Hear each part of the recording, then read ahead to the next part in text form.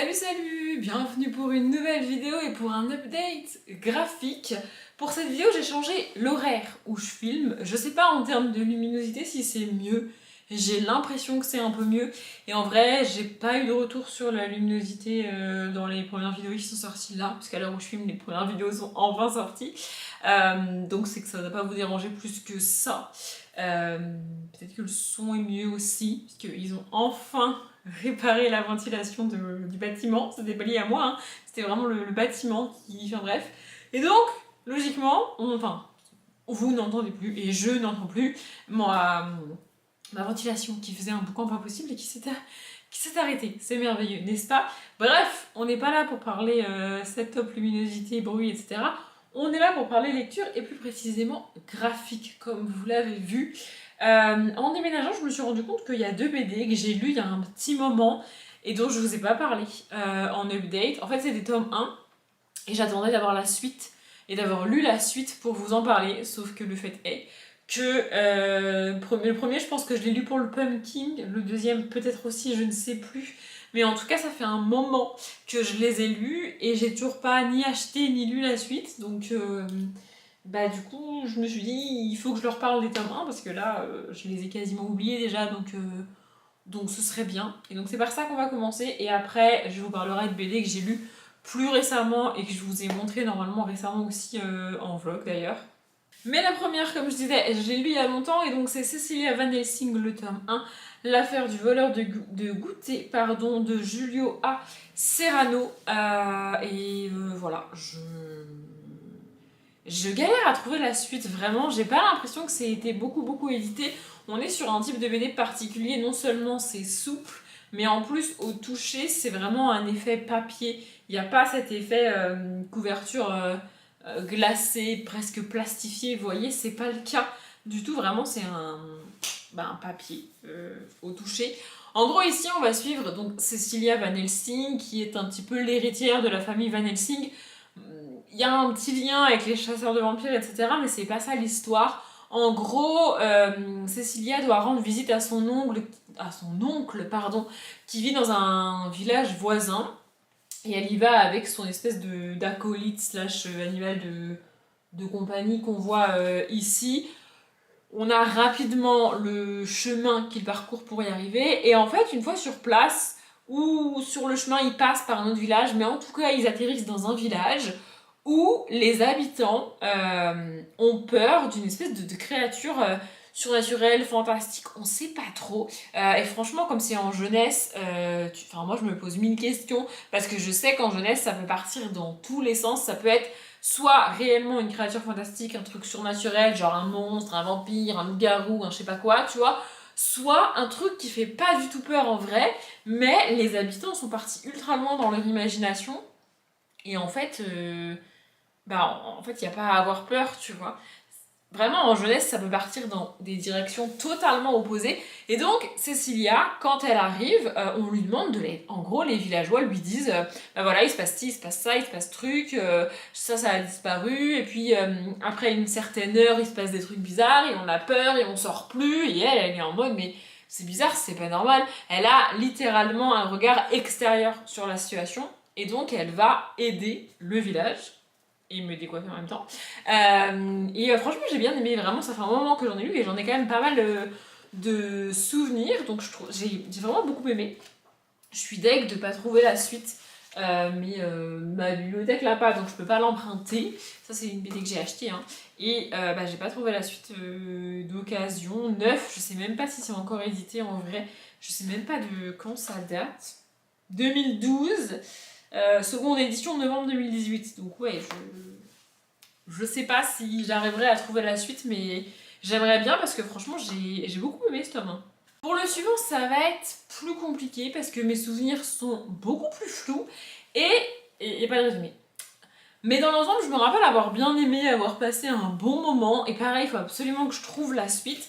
Donc c'est Les Sœurs Moustaches, le tome 1, la balade de Ma et de Miss Patty. Dans mon souvenir, on suit 3 sœurs. Elles reçoivent une lettre. En fait, elles sont toutes seules chez elles et elles reçoivent une lettre en mode leur père, ou tout du moins la personne qui s'occupe d'elles, va rentrer.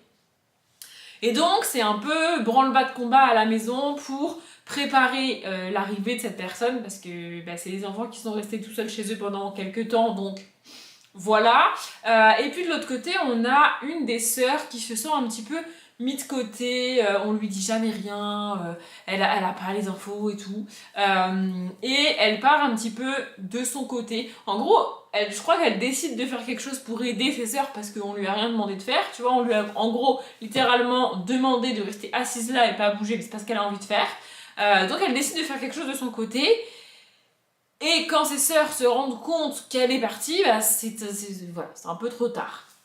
Franchement, c'est une BD. Enfin, c'est un peu trop tard. C'est pas trop tard, mais. Bah, c'est de nouveau bon, bas de combat, quoi, vous voyez. On y suit des sœurs et j'aime bien y suivre des sœurs. Sur la couverture, elles sont deux. Peut-être que j'ai dit des bêtises et qu'elles sont deux, mais en tout cas, elles sont au moins deux, ça c'est sûr. Parce qu'il y en a une qui part et l'autre qui cherche. Donc voilà. J'aime bien quand on suit des sœurs, je l'ai dit et répété 1000 fois sur cette chaîne, j'ai moi-même deux sœurs et donc bah du coup j'ai deux parfaits exemples de relations avec des sœurs parce que on n'a pas la même relation, tu vois, c'est pas les mêmes personnes exactement et tout. En plus il se trouve que j'en ai une grande et une petite, donc vous voyez ça change un peu aussi. Et ouais, j'aime bien voir ce genre de relation de sororité pure et au sens strict du terme, avec les liens du sang, vous voyez. Et là, franchement, c'était très mignon, c'était très chou. Ça se lit hyper vite, il n'y a pas énormément de texte. Et c'est le genre de BD qui, moi, enfin, ça m'a déconnecté de la réalité, vraiment. J'ai juste plongé dedans, lu ça, et à la fin, c'était dur de revenir à la réalité. Genre, vraiment, je me rappelle, elle me dit ah oui, c'est vrai, je suis là. Ah oui, c'est vrai, je suis en train de... Ah oui, c'est vrai, faut que je fasse ci, il faut que je fasse ça, ou vous voyez. C'était vraiment hyper cool, hyper immersif, et j'ai adoré. Il y a un petit côté fantastique, avec des animaux qui parlent, etc. Enfin, j'adore cet univers, franchement, j'ai adoré. J'aurais aimé mieux vous le vendre et mieux vous le résumer, mais je vous avoue que ça fait un moment que je l'ai lu. Je crois que ma bibliothèque a la suite, mais qu'à chaque fois que j'ai voulu la réserver ou la prendre, c'est pas possible. C'est-à-dire qu'à chaque fois que j'ai été à la bibliothèque pour prendre la BD, elle y était pas, je l'ai pas trouvée. Et à chaque fois que j'ai voulu aller sur le site pour réserver la suite, c'était pas possible de réserver parce que c'était disponible à la bibliothèque. Vous voyez. Mais bon, je finirai normalement par trouver et lire la suite. Enfin, j'espère. On passe aux lectures beaucoup plus récentes et je vous en ai parlé en vlog. J'ai enfin terminé la saga Mélusine de Clark. Ici, les derniers tomes sont écrits par Clark uniquement. La grande majorité de la saga est écrite par Clark et Gilson. Je n'ai pas trouvé le pourquoi du comment Gilson avait arrêté, mais écoutez, le fait est que ici c'est Clark tout seul. Donc le tome 26 en rose et noir et le tome 27, la guerre sans magie. J'irais pas jusqu'à dire que j'ai trouvé les histoires de ces derniers tomes bâclées, mais peut-être que c'est parce que c'est les derniers, mais j'aurais trouvé que ça aurait mérité un peu plus de prendre un peu plus de place dans la saga, peut-être un tome de plus pour plus développer les intrigues et que ça aille un peu moins vite. Parce que là, en 2 tomes, on t'explique les choses qui vont potentiellement déclencher une guerre. La guerre se déclenche et bah, c'est le dernier tome de la saga, donc il faut résoudre le problème. Vous voyez, ça peut pas rester en suspens non plus. Et je sais pas, j'ai trouvé que c'était un peu trop rapide. Voilà, en gros, dans cette saga, on suit donc Mélusine, une jeune sorcière qui a, je crois, 115 ou 130 ans, un truc comme ça, parce que les sorcières ne vieillissent pas au même rythme que nous. Et donc, à l'âge qu'elle a, elle est considérée comme une ado. Je pense que en âge humain, elle doit avoir entre 13 et 16 ans, je dirais, au cours de la saga. Et donc, on la suit pendant ses études à l'école de magie. Elle vit dans un château hanté, donc avec un fantôme marié à un vampire. Franchement, l'univers est assez cool. C'est par tome, on a plusieurs petites histoires et petites scénettes qui s'enchaînent. On a en général une histoire sur une planche, parfois ça prend 2, 3, 4 planches, mais c'est rare. Et de temps en temps, on a des histoires qui prennent un tome entier ou plus de place, ce qui est le cas ici dans cette fin de saga. J'ai bien aimé la fin de cette saga, je vais pas vous mentir, j'ai beaucoup aimé lire Mélusine au complet. Je suis très contente de l'avoir lu, de l'avoir découvert et de l'avoir terminé. Moi, je l'ai pas découvert quand j'étais ado, du coup, puisque bah, ça fait 3-4 ans maintenant que j'avais commencé cette saga. Donc en vrai, il était temps que je la finisse. Et je l'ai dit en vlog aussi, la toute dernière page du tout dernier tome, c'est exactement ce que j'aime.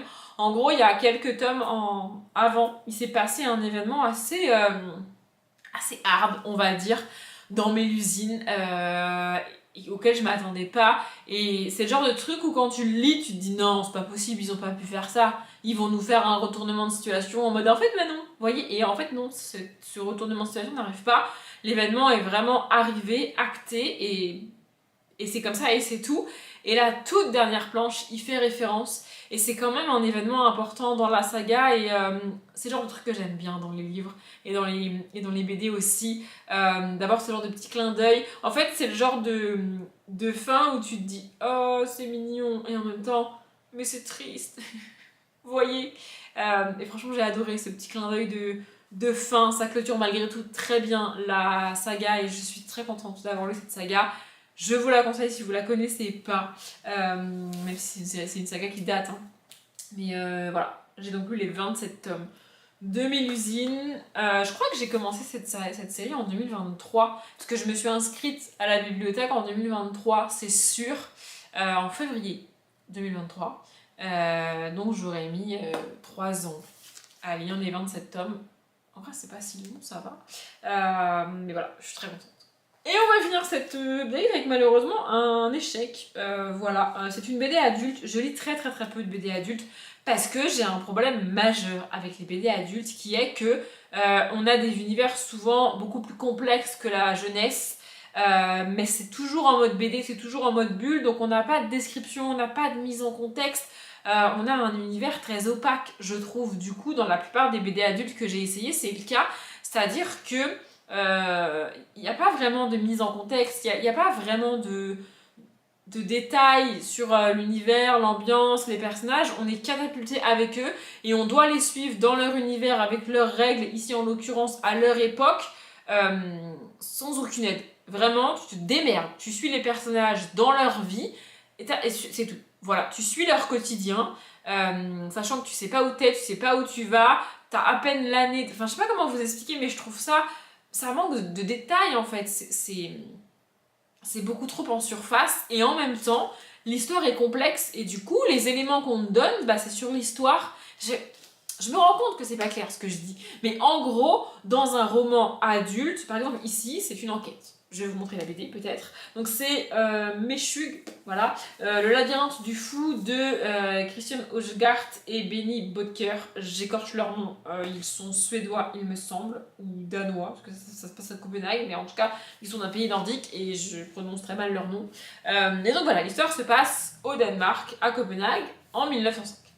Dans un livre, on aurait des descriptions des lieux, de comment c'est agencé, de où va le personnage, du contexte politique de l'époque qui est ici très important, et on aurait peut-être même des notes des traducteurs et traductrices un peu plus fouillées qu'ici, ou un travail de traduction un peu plus poussé que là, parce que là vraiment on est en surface en fait. Les descriptions sont remplacées par les dessins, mais les dessins ne suffisent pas à me donner l'ambiance du truc. En plus, de mémoire, il n'y a pas beaucoup de... Ouais, c'est ça, c'est en noir et blanc. Donc niveau ambiance, bah ça m'aide pas. Vous voyez. Et en fait, on va suivre une jeune fille qui habite donc à Copenhague. Elle travaille pour un espèce de service de police, mais on sait pas ce qu'elle fait. Il y a plusieurs femmes dans le service, mais on sait pas ce qu'elles font. On t'explique d'un côté qu'on est en 1905, que donc bah, la place des femmes n'est pas vraiment là. Mais en fait, on sait pas ce qu'elles font là. On sait pas ce qu'elle fait au quotidien. Et un jour, elle assiste à l'assassinat d'une prostituée dans les rues de Copenhague. Voilà, son chef le lendemain, sans savoir ce qui s'est passé, lui dit qu'il a besoin de son aide pour l'aider à enquêter sur les morts des prostituées, comme de par hasard, et elle va toute seule enquêter dans le ghetto de Copenhague en 1905. En fait, il y a un décalage entre la condition des femmes à l'époque, qu'on te détaille bien, et ce qu'elle fait. Et en fait, on t'explique pas pourquoi elle le fait. On t'explique, enfin, j'arrive même pas à comprendre pourquoi il y a tout un service de la police dans lequel les femmes travaillent. Je sais pas, donnez-moi du contexte, peut-être que j'ai pas l'info, parce que j'ai loupé l'info en 1905 à Copenhague, c'est possible, tu vois. Mais pour moi, ça coince, ça va pas, il y a un truc qui déconne. Enfin, je sais pas comment vous expliquer, mais et on nous explique rien. On insiste lourdement sur les langues utilisées là-bas, les questions des immigrés, les questions des juifs dans les ghettos, etc., etc. Il y a plein de mots qui ne sont pas traduits. Je pense que c'est volontaire, mais en fait, je vois pas l'intérêt de ne pas traduire le mot dans la bulle et me donner la traduction en bas de page. Pourquoi tu fais ça? Enfin, je sais pas en fait. Soit tu te débrouilles pour faire une phrase avec le mot traduit ou l'idée du truc, tu vois. Soit tu me donnes pas la traduction et tu laisses le mot comme ça, mais pourquoi la traduire en bas de page et pas dans la... Vraiment, je comprends pas. Et il y a plein de choses comme ça. Vraiment, il y a plein... Ça me saoule. Les notes de bas de page, il faut savoir que c'est un truc qui me fatigue à tel point que j'ai fini par arrêter de les lire. Voilà. Par exemple, là, la note en bas de page, c'est silence. Pourquoi on n'a pas traduit silence dans la bulle? Je comprends pas. Sachant que le reste est traduit. Je sais même pas où est le mot en danois, du coup. Voilà. Oh, stum, plus un mot. Et en note en bas de page, pour stum, on t'a mis silence. Pourquoi? Et c'est comme ça, toutes les 2-3 pages. Toutes les 2-3 pages, t'as une note de bas de page, genre vraiment, c'est... Ou alors parfois c'est des notes au milieu de page aussi. C'est que comme c'est des bulles, au lieu de mettre la note en bas de page, ils mettent la note au milieu de la page. C'est catastrophique pour la lecture, vraiment ça n'a aucun sens. J'ai aussi beaucoup de mal à suivre les avancées de narration quand c'est comme ça. Quand il y a très peu de bulles, en noir et blanc, ça va très vite avec les choc, chac. Moi je trouve ça très difficile à lire et je pense aussi que en jeunesse, ça me dérange moins, mais en adulte, le fait d'avoir les images, ça bloque mon imagination. C'est-à-dire que comme j'ai les images qui me sont données en plus des dialogues, mon cerveau n'imagine rien. Et donc, si les images et le texte suffisent pas, mon cerveau va pas compenser. Il va pas essayer de comprendre, il va pas essayer de rajouter des images. Vous voyez je sais pas si vous voyez ce que je veux dire. Il va pas le faire parce que j'ai les images sous les yeux et les images sont censées suffire. Donc quand les images plus le texte ne suffisent pas, ça va pas. Genre là, par exemple, on a poisson frit. Je vois pas pourquoi tu traduis pas poisson frit. Enfin... Ou alors, dans ces cas-là, si tu traduis pas, tu m'expliques en bas que c'est un plat typique de là-bas. Vous voyez ce que je veux dire? Mais je comprends pas pourquoi faire ça. Vraiment, ça n'a pas de sens. Et l'histoire en elle-même m'a pas emballé plus que ça. Donc on suit cette jeune femme qui effectivement va dans les ghettos de Copenhague, des endroits où il y a pas mal de prostituées, des gens qui vivent dans la rue, des enfants qui volent, etc. etc. Et donc elle essaye de récupérer des informations là-bas. Ce qui me dérange aussi, tu peux pas d'un côté m'expliquer que c'est un ghetto, que c'est ultra dangereux pour tout le monde, que même la police n'y va pas parce que c'est dangereux, et envoyer une femme d'une vingtaine d'années toute seule là-bas, enfin genre en 1905, enfin je suis en mode c'est tellement déconnecté de la réalité de l'époque pour moi que il faut que tu me donnes une justification pour qu'elle le fasse, tu vois? Et le fait qu'elle ait assisté au meurtre, ok, mais ça reste une femme qu'elle ne connaît pas, qui vit dans un ghetto, enfin...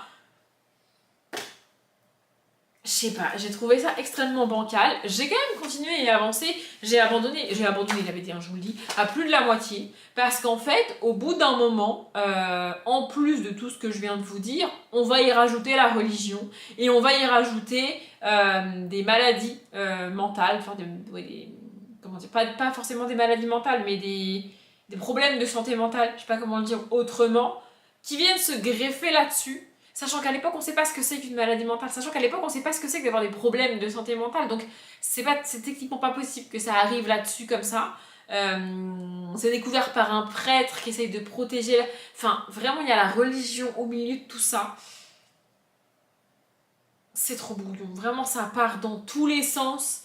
Et quand les auteurs-illustrateurs savent plus trop comment s'en sortir, ils te mettent une double planche où il y a quasiment pas de texte, tchouk, tac, littéralement, et le lendemain, elle revient à son poste de travail. Enfin, moi, j'arrive plus à suivre. Voilà, vraiment, j'ai un problème avec les BD adultes. Je trouve que c'est trop difficile à lire parce que ça part dans tous les sens. Il y a beaucoup d'ellipses, parfois des ellipses de quelques heures seulement, mais des ellipses quand même. Il y a très peu de contexte, il y a très peu d'explications et vraiment ça m'a pas emballé. suis pas très sûre que mon avis sur la BD soit très constructif, mais en fait, je n'arrive pas à expliquer pourquoi je n'arrive pas à lire des BD adultes.